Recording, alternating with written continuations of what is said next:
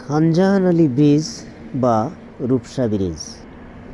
প্রিয় দর্শক বন্ধুগণ, নিজের কাজ নিজে করি ইউটিউব চ্যানেলের পক্ষ থেকে আরও একটি নতুন ভিডিওতে আপনাদেরকে স্বাগতম। আজ আপনাদেরকে ঘুরে দেখাবো খুলনার খানজাহান আলী সেতু বা রূপসা সেতু। মুসলিম ধর্মপ্রচারক ও বাগেরহাটের স্থানীয় প্রশাসক ছিলেন খানজাহান আলী রাদিয়াল্লাহু আনহু। খানজাহান আলীর নামানুসারে রূপসা সেতুর নামকরণ করা হয় খানজাহান আলী সেতু। খাতা কলমে খানজাহান আলী সেতু নামকরণ হলেও বেশিরভাগ মানুষ এটাকে রূপসা সেতু নামেই চিনে থাকেন। তো যারা খানজাহান আলী সেতু বা রূপসা সেতু দেখেননি তাদের জন্য আজকের এই ভিডিও। জাপানের সহায়তায় নির্মিত সেতুটির উদ্বোধন করেন তৎকালীন জননন্দিত মাননীয় প্রধানমন্ত্রী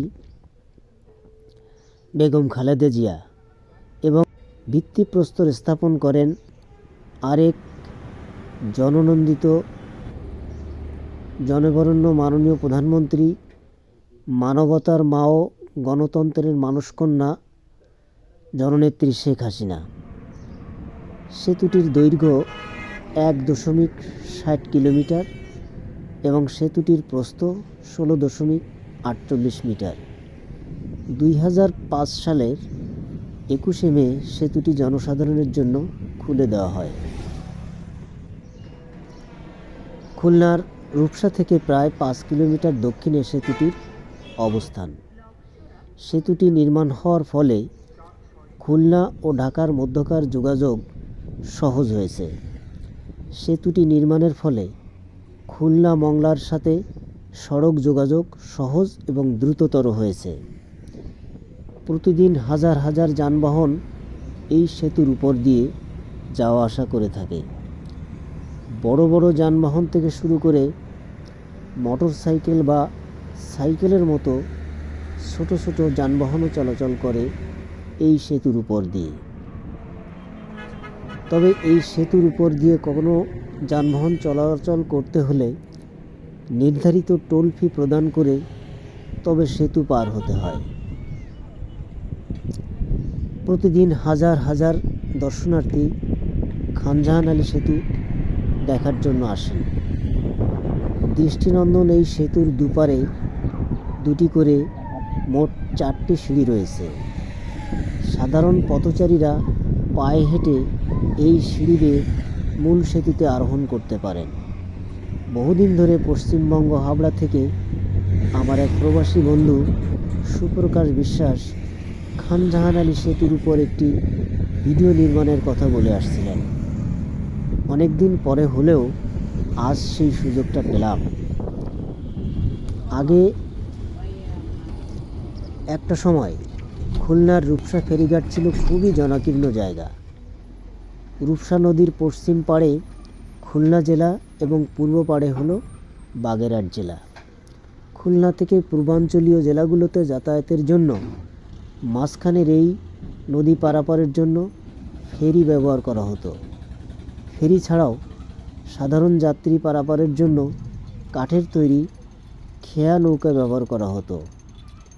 খেয়া নৌকা চালিয়ে শত শত খেয়া মাঝি জীবিকা নির্বাহ করত। খেয়ার মাঝিদের তখন ছিল রমরমা ব্যবসা।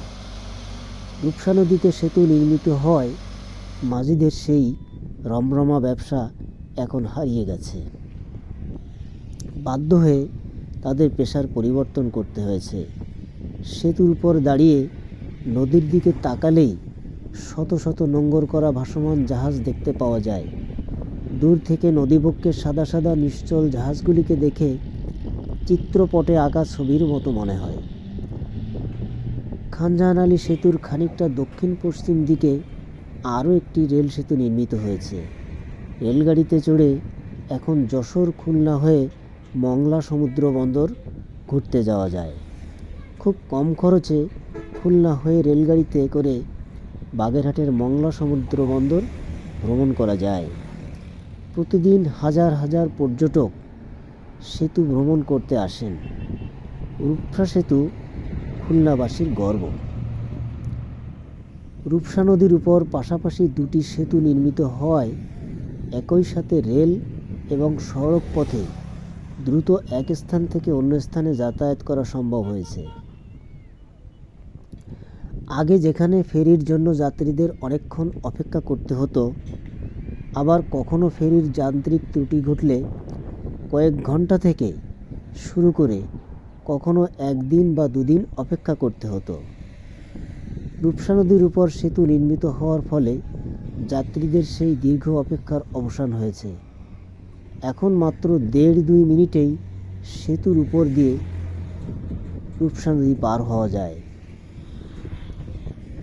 বিশেষজ্ঞরা মনে করেন, রূপসা সেতু সড়ক যোগাযোগের ক্ষেত্রে সাফল্য বয়ে আনলেও রূপসা নদী নৌযান চলাচলের জন্য আর বেশি দিন হয়তো তার বুক আগলে রাখতে পারবে না।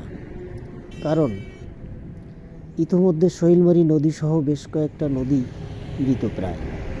কাজীবাসা নদীর নাব্যতা নিয়েও সংশয় দেখা দিয়েছে। ভবিষ্যতে খুলনা শিপইয়ার্ডে নির্মিত জাহাজগুলি পানিতে ভাসতে পারবে তো?